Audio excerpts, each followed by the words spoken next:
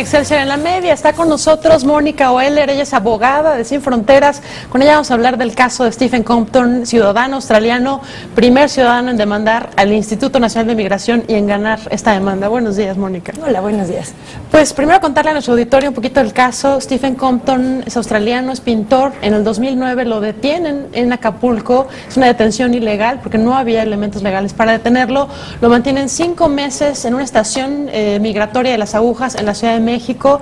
Él dice al entrar que es homosexual, es víctima de una serie de acoso y situaciones muy difíciles y decide al final demandar al Instituto Nacional de Migración. Este miércoles gana el caso y el Tribunal Superior de Justicia Fiscal y de Administración resuelve que el gobierno mexicano deberá indemnizar a este ciudadano australiano. Mónica, platícanos cómo y por qué detienen a Stephen Compton, bajo qué argumentos lo detienen.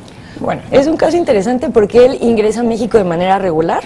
Él tenía permiso para estar en México, pero deja vencer su documento. Entonces él está en Acapulco, ya con el documento vencido, llega a migración, hace una revisión migratoria y dice, bueno, pues en este momento tú estás irregular, entonces lo que procede es llevarte a la estación migratoria. Ajá. Lo llevan a la estación migratoria, digamos que hasta acá está bien, actuó bien migración porque efectivamente él ya tenía un documento vencido. Ajá. Pero lo que correspondía era que pagara una multa y que hiciera su trámite y ya, quedara de manera regular, ¿no? Exacto. Y en lugar de esto, lo que hacen es que lo detienen en la estación migratoria, lo tienen ahí por aproximadamente 5 meses y le dictan una orden de expulsión. O sea, ya ni siquiera le iban a dar chance de regularizarlo, simplemente lo iban a regresar a Australia, ¿no? Exacto. Y ahí es cuando Sin Fronteras toma el caso, se mete un amparo, se dice que pues este señor tiene derecho a la regularización. Ajá. Al final se gana el amparo. Ajá. Y él puede salir de la estación migratoria. Quisiera detener un momento y preguntarte, hay miles de casos, Mónica, tú personalmente has defendido muchos casos de migrantes. ¿A qué le atribuyes que es el primero que decide demandar al Instituto Nacional de Migración cuando que hay cientos de salvadoreños, guatemaltecos que han sido víctimas de este tipo de tratos? Sí, es complicado en casos de centroamericanos porque el problema con la ley de migración y con cómo se han dado estos casos es que si uno interpone un recurso judicial o administrativo, se queda en la estación migratoria todo el tiempo que dure. Entonces, si una persona es de El Salvador o de Honduras y le dices te vas a quedar 4 meses, 5 meses, 6 meses y esto sí es rápido, la mayoría dice mejor que me deporten, ¿no? Claro. Yo no voy a aguantar estar en la estación migratoria. Hay gente que tiene la urgencia de trabajar, mandar dinero a sus familiares, no se pueden dar el lujo de quedarse 6 meses en una estación. Exacto. Y Stephen no, Stephen quería quedarse en México, tenía la oportunidad de aguantar el tiempo que durara su procedimiento, estaba como pues animado, ¿no? Con ganas de seguir hasta el final. Ajá. Y pues por esto fue que se pudo llegar bien, ¿no? Y es lo que decíamos, que es un caso feliz porque claro, casi no pasa, ¿no? Claro, que gane la demanda. Exacto. ¿No? Y pues fue eso, que logra salir de la estación migratoria y entonces él dice, pues yo quiero más, ¿no? Quiero más porque me detuvieron 5 meses que no debía haber estado ahí, porque como comentabas, por ser homosexual lo metieron en un área especial que es el área de vulnerables que está en la estación migratoria. Ajá. Y ahí tienen a personas que están en una situación de vulnerabilidad, ¿no? Entonces tenía 2 compañeros esquizofrénicos que intentaron suicidarse en su presencia, pues. Tenía otra persona homosexual que lo acosaba, ¿no? Entonces él decía, bueno, en lugar de protegerme esto está haciendo peor, ¿no? Lo colocaron en un sitio donde estuvo particularmente en riesgo, ¿no? Ajá. Exacto. Sí, sí. Y viviendo circunstancias muy difíciles por las que no tenía que haber pasado, ¿no? Sí, y que esa es otra cosa que se dice, ¿no? Se dice que en las estaciones migratorias las personas no tienen daños psicológicos, pero pues esto por supuesto que no es cierto. Demuestra, ¿no? Que sí. Nosotros metimos en la demanda de reparación del daño un peritaje en donde se dice cómo le afectó estar detenido y justo parte de la reparación que se pide es eso, que se le repare el daño moral por lo que sufrió estando estos 5 meses en detención. Ahora cuéntame un poquito, Mónica, ¿en qué va a consistir esta reparación del daño hacia Stephen Compton, ciudadano australiano?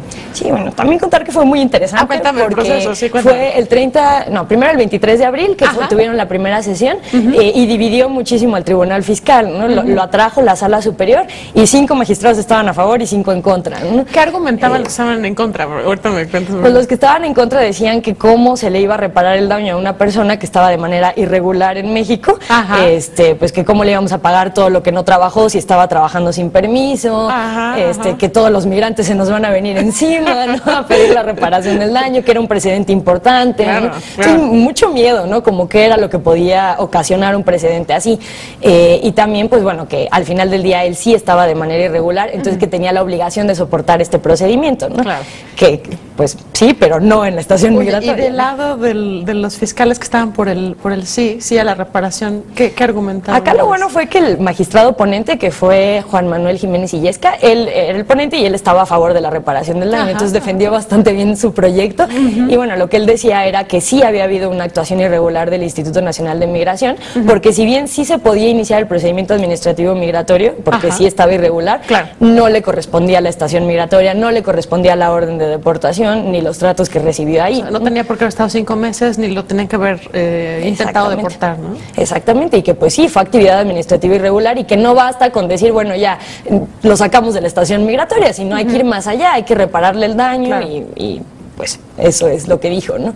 La reparación va a consistir en el daño moral. No nos dijeron la cifra exacta, pero dijeron que lo iban a hacer con estándares de la Corte Interamericana de Derechos Humanos, lo cual es buenísimo, entonces esperemos que le vaya bien. ¿Tienen un estimado de cuánto le podrían pagar? Nosotros pedimos 2 millones. Ustedes pedían 2 millones de pesos. No sé si nos van a dar los 2 millones, más o menos, pero esa es la cifra que nosotros pedíamos.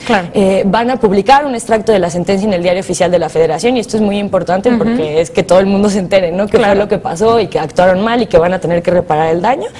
Y pues bueno, igual el lucro cesante, lo que dejó de percibir mientras estuvo en la estación migratoria y no pudo trabajar. Por supuesto.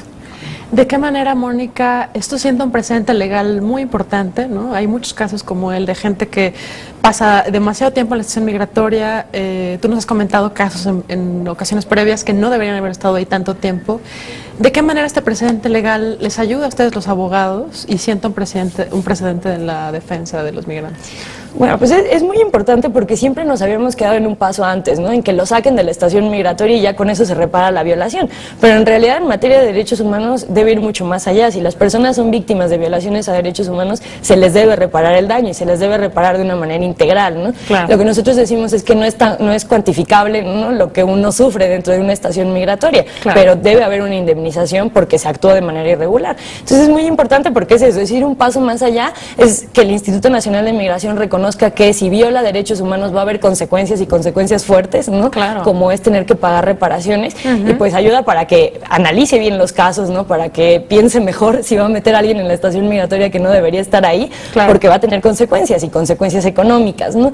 Y bueno, obviamente para la defensa de casos es buenísimo porque ya tienes un precedente a favor que puedes citar y que puedes decir en una ocasión ya el pleno más bien la sala superior del Tribunal Fiscal ya decidió que se le debe reparar el daño. Entonces es un precedente para cualquiera que quiera litigar este tipo de casos, ¿no? Entonces sí estamos muy contentos.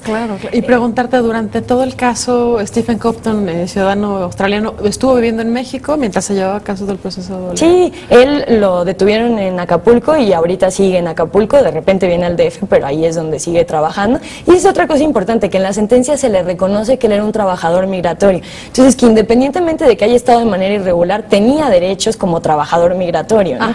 Y este igual es un tema muy interesante porque hemos firmado muchísimas cosas en materia de trabajadores migratorios, la Convención de 1990, la opinión consultiva que pide México para ver si tienen los mismos derechos o no, y en este caso ya específicamente se le está reconociendo a él que aunque hubiera estado de manera irregular, tenía derechos, ¿no? Que se le tenían que haber respetado, ¿no? Exactamente. ¿Y qué participación tuvo Amnistía Internacional en este caso? Cuéntame un poquito de la colaboración con Amnistía. Sí, pues nos ayudaron bastante. Este caso, antes estaba en Sin Fronteras el director de ahora Amnistía Internacional México, que es Perseo. Él empezó el caso. Perseo Quiroz. Entonces, pues le tenía como mucho cariño, le avisamos y nos ayudaron porque hicieron una petición en donde firmaron 5,000 personas aproximadamente, para que el Tribunal Fiscal fallara en favor de la reparación integral del daño, y llevaron la petición a todos los magistrados de la Sala Superior, y pues bueno, eso ayudó muchísimo porque incluso el tribunal firmaron la sesión y estaban como muy pendientes, incluso saliendo nos preguntaron, oigan, ¿y ustedes son de Amnistía Internacional? ¿O son de Sin Fronteras? ¿No? Ese es el caso, el hecho de darle visibilidad a este tipo de casos, que la gente se entere de lo que está pasando con más detalle, ayuda, ¿no? Ejerce cierta presión en este tipo de casos. Sí, y creo que es importante también esto, ¿no? Que se sepa y que al final pues es un precedente bueno, y normalmente en materia de derechos humanos estamos acostumbrados a muy malas noticias, ¿no? Entonces pues también es bueno darle visibilidad a cuando pues sí se hace justicia, ¿no? En estos casos. Exacto. Mónica Weller, abogada de Sin Fronteras, muchas gracias por tu participación, felicidades por este éxito para ustedes. Gracias. Y pues por supuesto seguiremos estos casos en programas futuros. Muchísimas gracias, Mónica. Bueno, gracias a ti. Te invitamos a seguir cuestionando la información con los siguientes videos.